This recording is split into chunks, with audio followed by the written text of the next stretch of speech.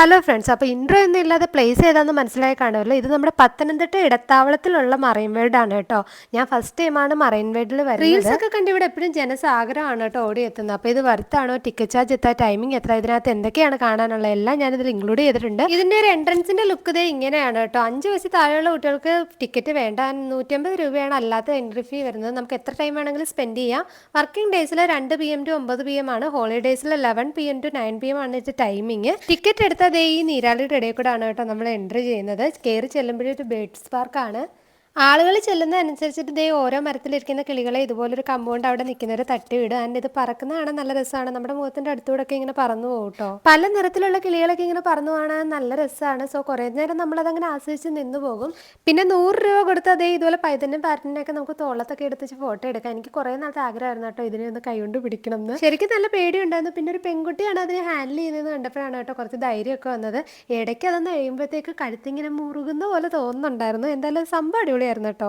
അടുത്തത് ഫോട്ടോ എടുക്കാനായിട്ട് കുറേ ഇങ്ങനെ ആർട്ടും ക്രാഫ്റ്റും ഒക്കെ ഇത് ചെയ്തു വെച്ചിട്ടുണ്ടായിരുന്നു. കുഞ്ഞു പിള്ളേരൊക്കെ വന്നു കഴിഞ്ഞാൽ ഈ ഫോട്ടോ സെക്ഷനൊക്കെ നന്നായിട്ട് എൻജോയ് ചെയ്യും. അടുത്ത സെക്ഷനാണ് കേട്ടോ എനിക്കിവിടെ ഏറ്റവും ഇഷ്ടപ്പെട്ടത്. അവതാർ വേർഡ് സെറ്റ് ആയിരുന്നു. അത് നമ്മൾ അന്ന് തിയേറ്ററിൽ പോയിട്ടിരുന്ന് 3D ഫിലിം കണ്ടില്ലേ, അതേമാതിരി ഒരു എഫക്റ്റ് ആയിരുന്നു. അതുവഴി ഫുള്ള് ഇങ്ങനെ നടക്കുന്ന രീതിയിൽ എല്ലാവരും ഭയങ്കര അടിപൊളിയായിട്ട് ചെയ്തു വെച്ചിട്ടുണ്ട് കേട്ടോ.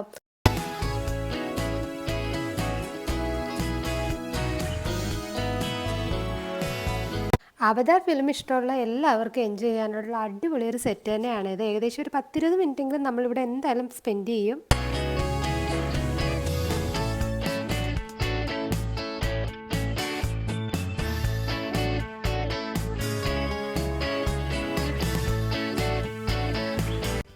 അടുത്തതായിട്ട് ഇതിൻ്റെ മെയിൻ അട്രാക്ഷൻ എന്ന് പറയുന്നത് അണ്ടർ വാട്ടർ ടണലുള്ളത്. ഇവിടെ ചെന്ന് കഴിഞ്ഞാൽ നമ്മൾ കണ്ടതും കണ്ടിട്ടില്ലാത്തതുമായിട്ടുള്ള ചെറിയ മീൻ തൊട്ട് വലിയ മീൻ വരെ എല്ലാം അവിടെ ഉണ്ട്. എല്ലാത്തിൻ്റെ അടുത്ത് പോയി നിന്നിട്ട് നമുക്ക് ഇങ്ങനെ സൂക്ഷ്മമായിട്ട് അതിനെ നിരീക്ഷിക്കാം കേട്ടോ. ഞങ്ങളൊരു വർക്കിംഗ് ഡേ നൈറ്റ് പോയതുകൊണ്ടായിരിക്കണം അധികം ആളുകളൊന്നും ഇല്ലായിരുന്നു. അതുകൊണ്ട് ഇതിൻ്റെയൊക്കെ അടുത്ത് പോയി നിന്നിട്ട് അധികം റഷ് ഇല്ലാണ്ട് നല്ല രീതിയിൽ എൻജോയ് ചെയ്യാൻ പറ്റിയിട്ടുണ്ട്. നല്ല രസമാണ് കേട്ടോ. നല്ലൊരു ലൈറ്റും സെറ്റപ്പും ബാക്ക്ഗ്രൗണ്ട് മ്യൂസിക്കൊക്കെ ആയതുകൊണ്ട് നമ്മളിങ്ങനെ ഒറ്റയ്ക്ക് കിടന്നിട്ട് എല്ലാം നന്നായിട്ട് എൻജോയ് ചെയ്യും. ഇനി ഈ ടണലിൽ തന്നെ നമ്മൾ ഏറ്റവും കൂടുതൽ സ്പെൻഡ് ചെയ്യാൻ പോകുന്നത് ഈ മീനിൻ്റെ അടുക്കലായിരിക്കും. പല കളറിലുള്ള കുഞ്ഞു മീനാണ് കേട്ടോ. ഇതിനകത്തുള്ള മിന്നാമിന്നി കളറുള്ള മീനൊക്കെ ഇല്ലേ, നല്ല രസമുണ്ടായിരുന്നു കാണാനായിട്ട്.